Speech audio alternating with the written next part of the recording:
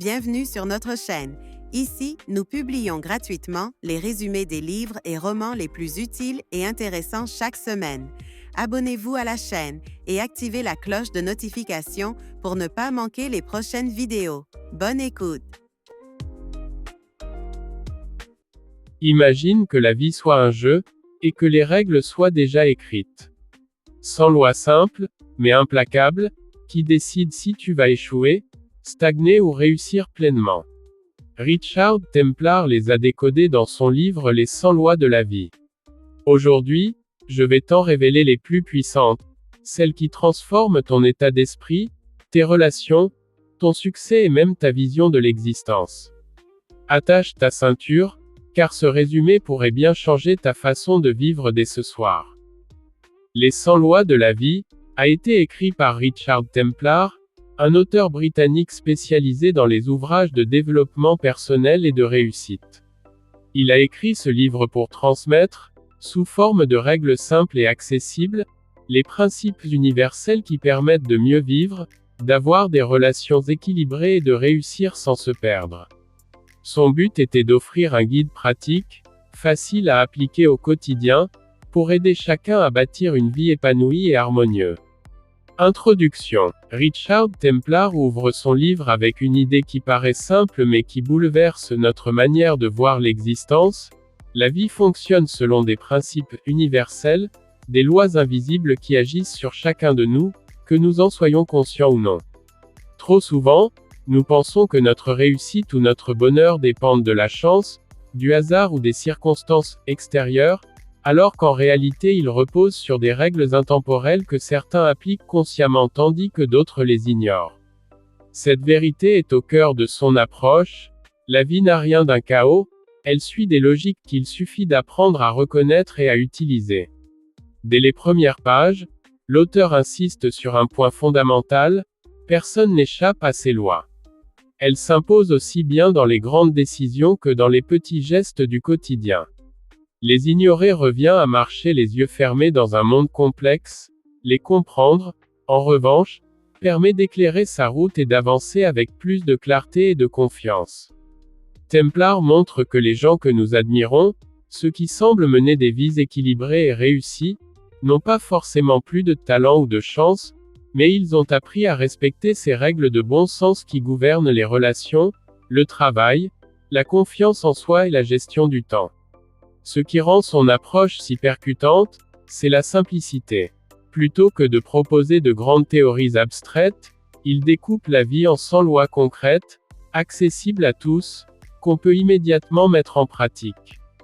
Chaque règle est présentée comme un repère clair, une petite boussole qui aide à s'orienter dans les moments de doute, de pression ou de choix.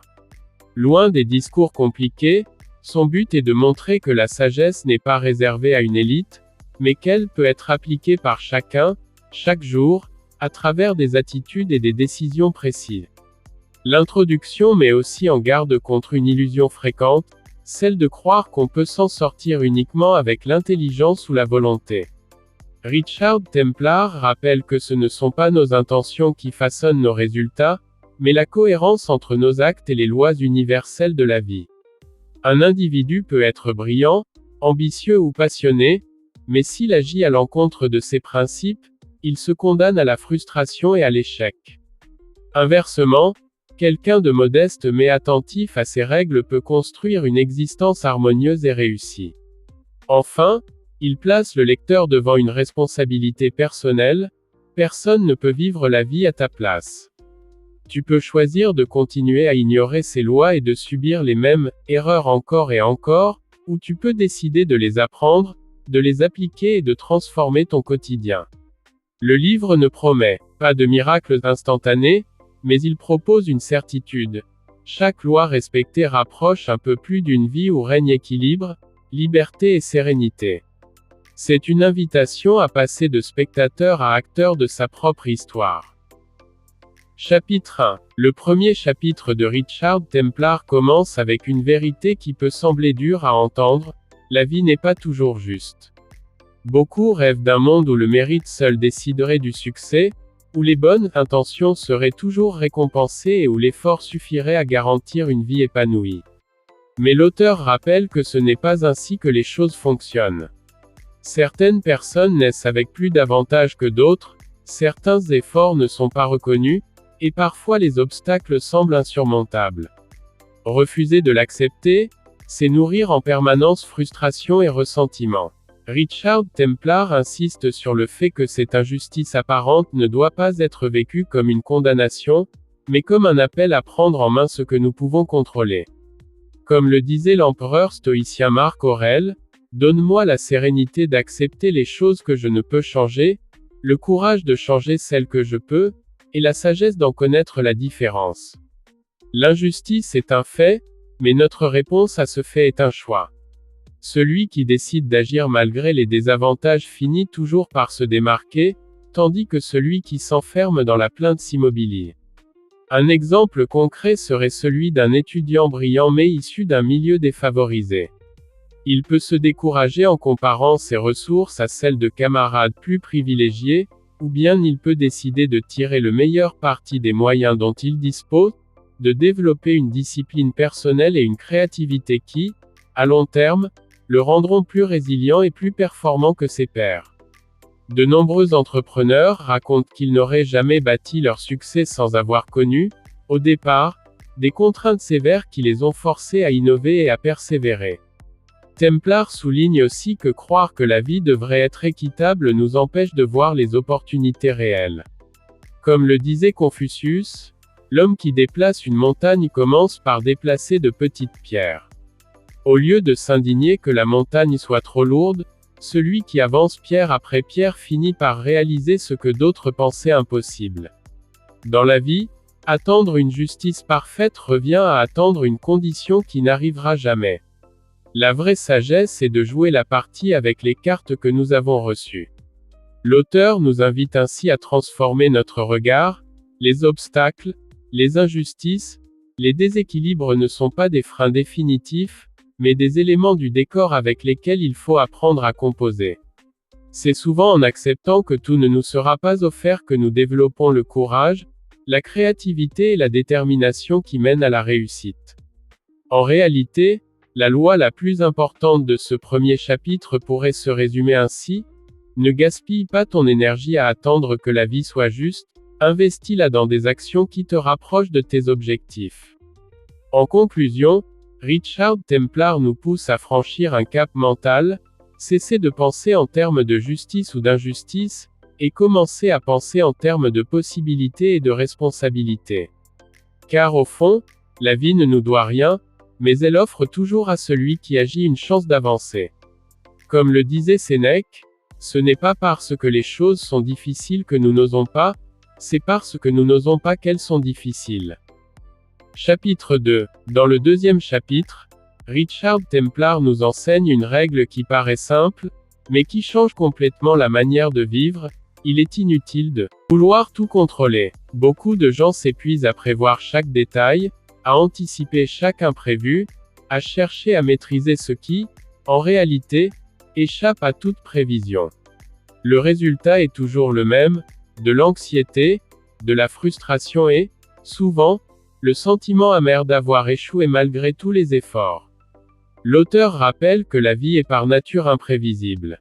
Les circonstances changent, les autres n'agissent pas toujours comme on le souhaite, et même les plans les mieux établis peuvent s'effondrer à cause d'un seul facteur inattendu. C'est pourquoi il invite à distinguer ce qui dépend vraiment de nous et ce qui ne dépend pas de nous. Marc Aurèle, figure du stoïcisme, résumait déjà cette vérité il y a 2000 ans: tu as pouvoir sur ton esprit, pas sur les événements. Comprends cela, et tu trouveras la force. Prenons l'exemple concret d'un entrepreneur qui lance une nouvelle activité. Il peut contrôler la qualité de son produit, son engagement et sa manière de communiquer, mais il ne peut pas contrôler la réaction exacte du marché, l'arrivée d'un concurrent ou une crise économique soudaine. Celui qui veut tout maîtriser risque de s'écrouler dès que la réalité dévie de son plan. Celui qui accepte l'incertitude, en revanche, garde la flexibilité nécessaire pour s'adapter et rebondir. Richard Templar insiste sur l'importance de lâcher prise. Lâcher prise ne signifie pas abandonner ou se résigner, mais choisir de consacrer son énergie à ce qui est réellement entre nos mains. Comme le dit si bien le penseur Viktor Frankl, rescapé des camps de concentration, on peut tout enlever à un homme, sauf une chose, la dernière des libertés humaines, choisir son attitude dans n'importe quelle circonstance. C'est ce choix intérieur qui fait la différence entre celui qui subit et celui qui avance malgré tout. Un autre exemple peut être trouvé dans la vie quotidienne. Une personne perfectionniste qui veut que tout se déroule exactement comme prévu, un repas de famille, une réunion, un voyage, finit souvent frustrée, car le moindre imprévu devient pour elle un échec. À l'inverse, celui qui accepte que tout ne sera pas parfait, qui sait improviser et garder le sourire même dans l'imprévu, vit ces mêmes moments avec plus de joie et d'harmonie. Ce chapitre nous apprend donc une sagesse pratique, l'art de choisir ses batailles. La vie ne nous demande pas d'être omniscient, mais d'être attentif à ce qui compte vraiment. Vouloir tout contrôler, c'est gaspiller une énergie précieuse. Orienter cette énergie vers nos attitudes, nos choix et nos actions, c'est tracer une route solide même dans l'incertitude. En conclusion, Richard Templar nous invite à abandonner l'illusion de la maîtrise totale et à cultiver la force intérieure. Car au fond, le vrai pouvoir ne réside pas dans la capacité de dominer chaque détail du monde extérieur, mais dans la faculté de rester maître de soi-même face à ce monde en perpétuel mouvement. Comme l'écrivait Épictète, ce qui trouble les hommes, ce ne sont pas les choses, mais les jugements qu'ils portent sur ces choses. Chapitre 3. Dans le troisième chapitre, Richard Templar met en avant une règle essentielle, il faut accepter que l'échec fait partie du chemin. Beaucoup de gens redoutent tellement de se tromper qu'ils préfèrent ne pas agir du tout. Ils restent dans leur zone de confort, paralysés par la peur du jugement, de la perte ou de l'humiliation. Pourtant, c'est précisément en échouant que l'on apprend, et c'est en apprenant que l'on avance. Refuser l'échec, c'est refuser la croissance. L'auteur explique que chaque erreur est en réalité une étape déguisée de la réussite. Thomas Edison, lorsqu'il travaillait sur l'invention de l'ampoule électrique, aurait déclaré « Je n'ai pas échoué. J'ai simplement trouvé 10 000 façons qui ne fonctionnent pas. » Derrière ce paradoxe se cache une vérité universelle, l'échec n'est jamais une fin, mais une instruction. Ceux qui réussissent ne sont pas ceux qui évitent les erreurs, mais ceux qui en tirent des leçons pour aller plus loin. Un exemple concret est celui d'un sportif de haut niveau. Aucun champion n'a atteint l'excellence sans connaître des défaites cuisantes. Ce sont les matchs perdus, les erreurs de stratégie, les blessures même, qui forcent à se dépasser et à affiner sa méthode. Imagine un boxeur qui n'aurait jamais affronté d'adversaire plus fort que lui, il resterait éternellement moyen. La défaite douloureuse, quand elle est comprise et analysée, devient une école plus précieuse que n'importe quelle victoire facile. Templar insiste aussi sur un point clé. L'échec n'est pas une identité. Beaucoup de personnes confondent « j'ai échoué » avec « je suis un échec ». C'est une erreur destructrice. Comme le disait Nelson Mandela, « je ne perds jamais. Soit je gagne, soit j'apprends ». Cette manière de voir libère une énergie immense, car elle transforme chaque revers en opportunité de croissance. Dans la vie quotidienne, les exemples sont nombreux. Un étudiant qui rate un examen peut soit se décourager et abandonner, soit analyser ses faiblesses et revenir plus fort à la session suivante. Un entrepreneur dont le premier projet ne fonctionne pas peut soit se dire qu'il n'est pas fait pour ce domaine, soit utiliser cette expérience comme un tremplin pour bâtir un second projet plus solide. L'échec devient une passerelle, pas un mur. Ce chapitre est donc une invitation à changer radicalement notre rapport à l'erreur. Plutôt que de la craindre, il faut l'embrasser comme une alliée. Les plus grandes réussites humaines, qu'il s'agisse de découvertes scientifiques, d'innovations technologiques ou de parcours personnels inspirants, sont toutes jalonnées de défaites. Mais celui qui continue à marcher malgré la chute finit toujours par atteindre une destination que d'autres n'osent même pas envisager. En conclusion, Richard Templar nous pousse à voir l'échec non pas comme une malédiction mais comme une ressource. Chaque erreur est une graine qui, bien exploitée, peut produire un fruit de sagesse et de progrès. Comme l'écrivait l'écrivain Samuel Beckett, échoue, échoue encore, échoue mieux. L'important n'est donc pas d'éviter la chute, mais de développer la force intérieure qui permet de se relever plus vite et d'aller plus loin à chaque fois. Chapitre 4. Dans le 4e chapitre, Richard Templar aborde une autre vérité fondamentale, l'importance de prendre des responsabilités pour sa vie. Beaucoup de personnes passent leur temps à blâmer les autres, le destin, ou les circonstances pour leurs échecs et frustrations. Templar insiste sur le fait que se défausser de sa propre responsabilité est une forme d'immobilisme. C'est en assumant pleinement ses choix et leurs conséquences que l'on gagne en liberté et en puissance. L'auteur illustre ce point avec l'exemple d'une carrière professionnelle. Un employé qui se plaint constamment de ses supérieurs ou de son environnement de travail reste prisonnier de cette situation. À l'inverse, celui qui accepte que son succès ou son échec dépend aussi de ses décisions, de son engagement et de sa préparation, se donne la possibilité de changer les choses. Comme le disait Eleanor Roosevelt, personne ne peut vous faire sentir inférieur sans votre consentement. Cette phrase traduit parfaitement la notion que notre pouvoir réside dans notre capacité à prendre la responsabilité de nos émotions et de nos actes. Un autre exemple concret est celui d'un entrepreneur. Si un projet échoue, la tentation est grande de blâmer le marché, les concurrents, ou les circonstances extérieures. Mais les entrepreneurs qui réussissent analysent objectivement leurs erreurs, ajustent leur stratégie, et relancent leur projet avec une compréhension plus fine des enjeux. Chaque revers devient un tremplin pour progresser.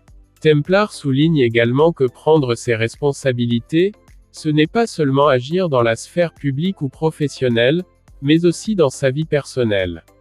Reconnaître ses erreurs dans ses relations, accepter ses émotions sans les nier, et être honnête avec soi-même permet de construire une vie plus cohérente et épanouissante. Comme le disait le philosophe Épictète, ce qui trouble les hommes, ce ne sont pas les choses, mais les opinions qu'ils en ont. La responsabilité commence par la maîtrise de sa perception et de ses choix. Enfin, l'auteur insiste sur la corrélation entre responsabilité et liberté. Plus nous assumons nos actes, moins nous sommes dépendants des circonstances ou des autres. Nous devenons les architectes de notre destin. Même dans les situations difficiles, cette posture offre un pouvoir immense, celui de transformer les obstacles en opportunités et de modeler sa vie selon ses valeurs. En conclusion, le chapitre 4 nous invite à cesser de subir la vie et à en devenir l'acteur principal. La responsabilité n'est pas un fardeau, mais une clé. Une fois que nous acceptons de prendre en main nos choix et leurs conséquences, chaque action devient une occasion de croissance, chaque erreur un enseignement, et chaque décision un pas vers la liberté et l'accomplissement. Chapitre 5. Dans le 5e chapitre, Richard Templar insiste sur une loi essentielle, l'importance de cultiver la constance et la discipline. Beaucoup de personnes se laissent emporter par l'enthousiasme du départ, mais abandonnent dès que les résultats tardent à apparaître. Or, Templar rappelle que la réussite durable repose moins sur le talent ou l'inspiration soudaine que sur l'effort régulier et persistant. La discipline devient le moteur qui transforme de petites actions répétées en accomplissements majeurs. L'auteur illustre ce principe avec l'exemple d'un écrivain. Écrire un roman n'est jamais une affaire d'inspiration ponctuelle, c'est le travail quotidien, même quand l'envie n'est pas là, qui permet d'achever l'œuvre. De même, un musicien, un sportif ou un entrepreneur progresse uniquement grâce à la répétition constante de ses efforts. Comme l'explique Aristote, nous sommes ce que nous faisons de manière répétée. L'excellence n'est donc pas un acte, mais une habitude. Cette citation résume parfaitement la philosophie de ce chapitre. Templar précise que la discipline ne doit pas être perçue comme une contrainte, mais comme un investissement sur soi-même. Chaque action quotidienne, même anodine, contribue à construire une base solide pour l'avenir. Par exemple, un étudiant qui révise un peu chaque jour, plutôt que de tout laisser à la dernière minute, crée une routine qui transforme l'apprentissage en progrès régulier et durable. L'effet cumulatif de ces efforts finit par produire des résultats spectaculaires. Le chapitre souligne aussi l'importance de la constance face aux obstacles et aux distractions. Dans notre monde moderne, les tentations sont multiples et l'attention facile à disperser. Templar rappelle que la discipline est un bouclier contre ces interruptions. Elle permet de rester concentré sur l'objectif long terme, plutôt que de céder aux gratifications immédiates mais éphémères. L'exemple d'un entrepreneur qui consacre chaque jour 1 heure à son projet personnel, malgré un emploi à temps plein, illustre cette idée. Au fil des mois, cette constance produit un effet exponentiel qui dépasse largement les efforts occasionnels. Enfin, l'auteur évoque la notion de motivation durable. Il distingue la motivation ponctuelle, qui fluctue selon l'humeur, des habitudes disciplinées, qui ne dépendent pas du ressenti du moment. Comme le disait Jocko Willink, ancien Navy SEAL, la discipline égale la liberté. En d'autres termes, en construisant des routines rigoureuses, nous nous libérons du stress, de la procrastination et de l'incertitude, et nous créons un cadre où la réussite devient presque inévitable. En conclusion, le chapitre 5 nous apprend que la constance et la discipline sont les fondations invisibles de tout succès. Elles transforment des efforts modestes mais réguliers en réalisations extraordinaires. Chaque action répétée, chaque habitude construite avec soin, devient une pierre posée dans l'édifice de notre vie. Comme le dit le proverbe chinois, un voyage de 1000 lieues commence toujours par un pas. La discipline est ce pas répété, jour après jour, qui conduit à l'excellence. Chapitre 6. Dans le 6e chapitre, Richard Templar aborde une règle cruciale, l'importance de savoir gérer ses relations et de choisir avec soin les personnes qui nous entourent. L'auteur explique que notre environnement social influence profondément notre comportement, nos choix et même notre perception de nous-mêmes. Fréquenter des personnes négatives, jalouses ou toxiques peut freiner notre épanouissement, tandis que s'entourer d'individus motivants, inspirants et bienveillants nous élève et nous pousse à nous surpasser. Templar illustre ce principe avec l'exemple classique du mentorat. Un jeune professionnel qui bénéficie de l'accompagnement d'un mentor expérimenté progresse souvent plus vite que ses pairs. Il apprend non seulement des compétences techniques, mais aussi des attitudes et des stratégies qui font la différence. Comme le disait Jim Rohn, célèbre entrepreneur et penseur américain, vous êtes la moyenne des 5 personnes que vous fréquentez le plus. Cette citation souligne que nos relations façonnent notre trajectoire de vie. L'auteur insiste aussi sur le rôle des relations dans la résilience personnelle. Lorsqu'on traverse des moments difficiles, avoir des alliés fiables permet de surmonter les obstacles plus efficacement. Un exemple concret est celui d'un entrepreneur dont le premier projet échoue. S'il est entouré d'une équipe solidaire et d'un réseau de contacts bienveillants, il peut apprendre de ses erreurs, rebondir et réussir dans ses projets suivants. À l'inverse, un isolement social accentue le découragement et freine la progression.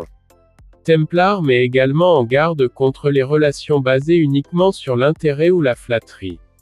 Les individus qui cherchent à tirer avantage de nous ou qui minimisent nos efforts finissent par limiter notre croissance. L'auteur encourage à identifier ces influences négatives et à établir des limites claires, tout en cultivant des liens authentiques basés sur le respect, la confiance et le soutien mutuel. Comme le disait Maya Angelou, les gens oublieront ce que vous avez dit, les gens oublieront ce que vous avez fait, mais les gens n'oublieront jamais ce que vous leur avez fait ressentir. La qualité de nos interactions a donc un impact direct sur notre vie. Enfin, le chapitre souligne l'importance de contribuer positivement aux relations que nous entretenons. Être un ami, un collègue ou un partenaire fiable et inspirant renforce le cercle vertueux autour de nous. En retour, cette énergie positive nous aide à rester motivés, à surmonter les difficultés et à poursuivre nos objectifs avec confiance. En conclusion, le chapitre 6 nous enseigne que nos relations sont des leviers puissants de réussite et de bien-être. Savoir choisir ses compagnons de route, cultiver des liens sincères et éviter les influences négatives est essentiel pour avancer dans la vie. Comme le résume Templar, Entourer sa vie de personnes constructives et inspirantes transforme chaque défi en opportunité et chaque réussite en expérience partagée. Chapitre 7. Dans le 7e chapitre, Richard Templar met l'accent sur une vérité fondamentale, l'importance de rester fidèle à soi-même et d'agir selon ses valeurs. Trop souvent, les individus se laissent guider par les attentes des autres, par la pression sociale ou par le désir de plaire. Cette soumission aux influences extérieures conduit à l'insatisfaction, à la confusion et parfois même à la perte de direction.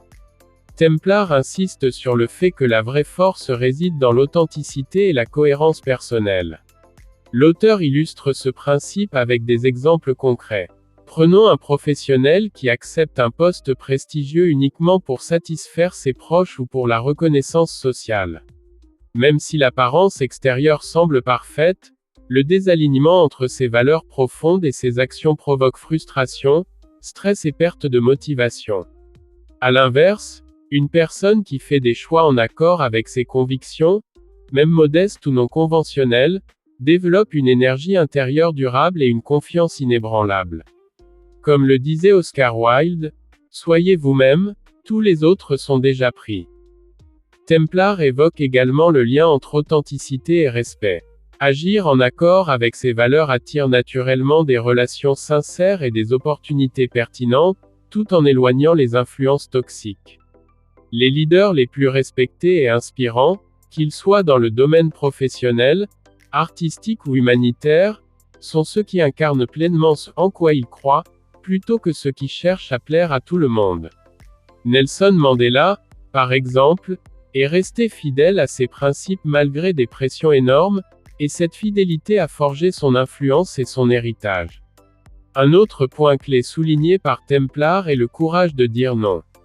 Refuser des engagements ou des comportements qui vont à l'encontre de nos valeurs est souvent difficile, mais essentiel pour préserver son intégrité. Chaque compromis forcé affaiblit notre confiance en nous et détourne notre énergie de ce qui compte vraiment. La discipline morale, selon Templar, est aussi importante que la discipline personnelle ou professionnelle. Enfin, ce chapitre met en lumière le rôle de l'auto-réflexion. Prendre régulièrement du recul, analyser ses actions et vérifier qu'elles correspondent à ses principes permet de rester sur le chemin qui nous est propre.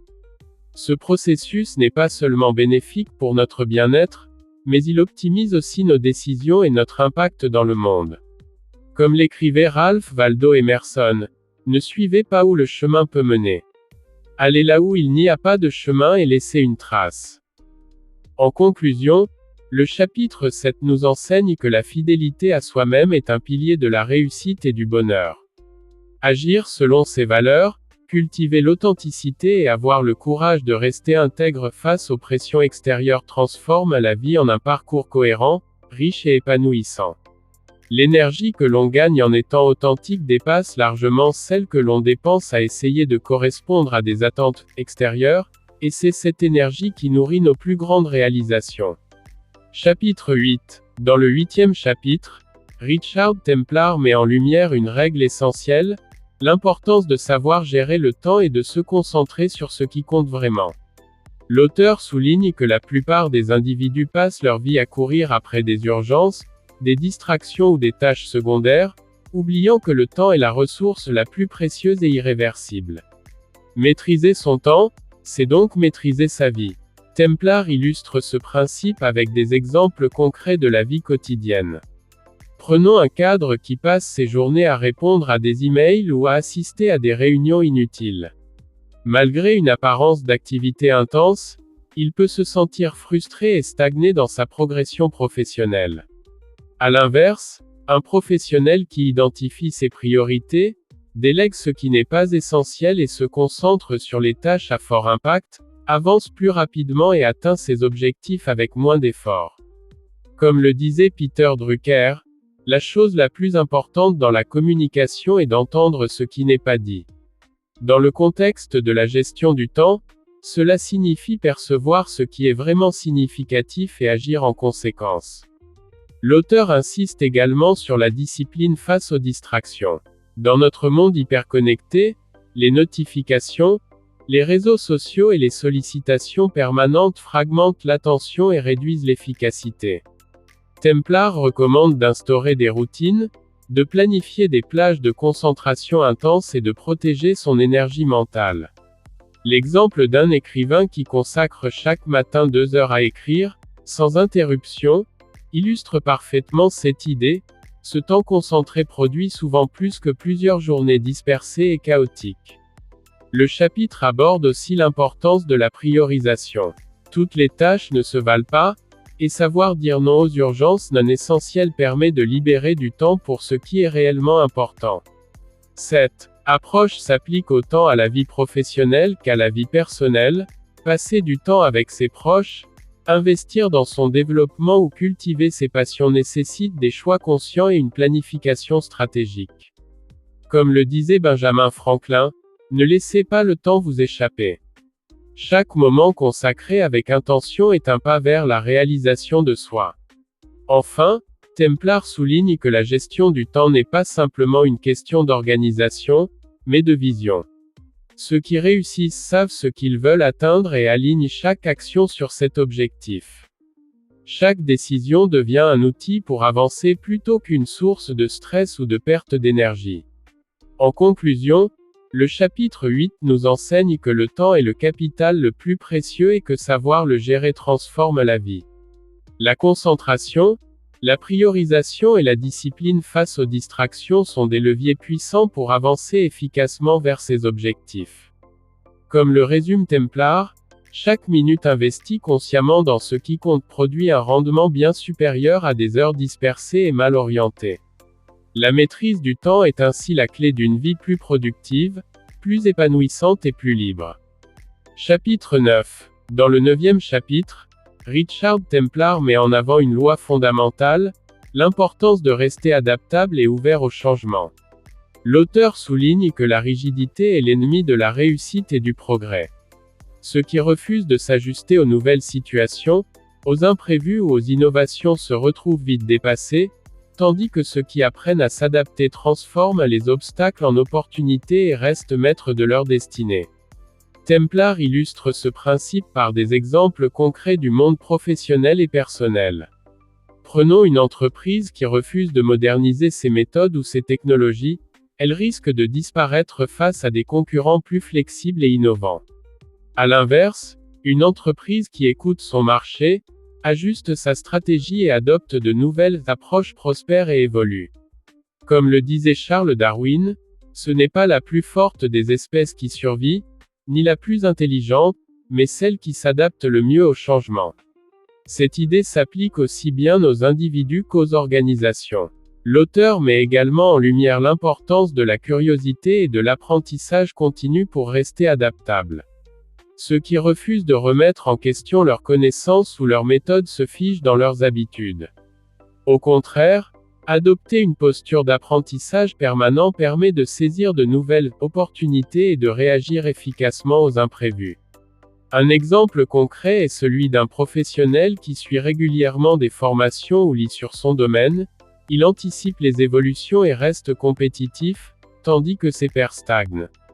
Templar souligne aussi que l'adaptabilité ne signifie pas perdre ses valeurs ou ses objectifs. Il s'agit plutôt de rester flexible dans les méthodes et les approches, tout en conservant un cap clair. Cette distinction est cruciale. Changer pour progresser, tout en restant fidèle à ses principes, est une marque de maturité et de sagesse. Enfin, l'auteur évoque l'importance de l'anticipation et de la résilience dans l'adaptabilité. Ceux qui réussissent savent prévoir les possibles obstacles, ajuster leur plan et rebondir rapidement en cas de revers. L'adaptation devient ainsi un outil de puissance personnelle, qui permet de transformer les crises en opportunités et de continuer à avancer malgré l'incertitude. Comme le disait Bruce Lee, « Sois comme l'eau, mon ami. L'eau s'adapte à chaque forme qu'elle rencontre, mais reste toujours essentielle et vitale. » En conclusion, le chapitre 9 nous enseigne que l'adaptabilité est une compétence essentielle dans un monde en constante évolution. Être flexible, curieux et ouvert au changement permet de transformer les défis en occasions de croissance. La rigidité, au contraire, conduit à la stagnation et à l'échec. Cultiver cette souplesse mentale et opérationnelle est donc un levier puissant pour réussir, s'épanouir et rester maître de sa vie malgré les imprévus. Conclusion du livre. Dans la conclusion de son livre, Richard Templar nous rappelle que les 100 lois de la vie ne sont pas des règles rigides à appliquer mécaniquement, mais des principes à intégrer profondément dans notre façon de penser et d'agir. Chaque loi est une invitation à réfléchir sur soi, sur nos choix et sur la manière dont nous interagissons avec le monde. L'objectif ultime n'est pas la perfection, mais la progression constante vers une vie plus riche, plus équilibrée et plus épanouissante. Templar insiste sur l'idée que le succès, le bonheur et la sérénité ne dépendent pas seulement de facteurs extérieurs comme la chance, les ressources ou les opportunités, mais surtout de notre attitude, de nos décisions et de notre constance. Les petites actions répétées, l'apprentissage issu de l'échec, la discipline, la fidélité à soi-même et la qualité des relations sont les véritables leviers de transformation. Comme le disait Confucius, ne vous inquiétez pas de ne pas être reconnu, inquiétez-vous d'être digne de reconnaissance. Chaque loi du livre agit comme un guide pour devenir cette personne digne de succès et d'épanouissement. La conclusion met également l'accent sur l'équilibre entre ambition et conscience de soi. Vouloir progresser ne signifie pas se perdre dans la quête incessante de résultats ou de reconnaissance, mais plutôt avancer avec clarté, intégrité et sens. Les principes de Templar nous invitent à construire notre vie sur des bases solides, la responsabilité, l'authenticité, la résilience et la discipline. Chaque action que nous choisissons consciemment crée un impact durable sur notre parcours. Templar rappelle enfin que la vie est un processus continu d'apprentissage et de croissance. Même si nous suivons ces lois, les défis, les erreurs et les imprévus feront toujours partie du chemin. L'important est d'apprendre à transformer chaque obstacle en opportunité, chaque échec en enseignement, et chaque décision en tremplin pour aller plus loin. Comme le disait Winston Churchill, le succès n'est pas final, l'échec n'est pas fatal, c'est le courage de continuer qui compte. En conclusion, les 100 lois de la vie nous offrent une véritable carte pour naviguer dans l'existence avec conscience et sagesse. Elles nous encouragent à prendre notre vie en main, à développer notre potentiel et à créer un impact positif autour de nous. Ce n'est pas un manuel de recettes miracles, mais un guide profond et intemporel qui, lorsqu'il est appliqué avec constance et réflexion, transforme chaque choix, chaque action et chaque relation en un pas vers une vie plus riche, plus consciente et plus épanouissante.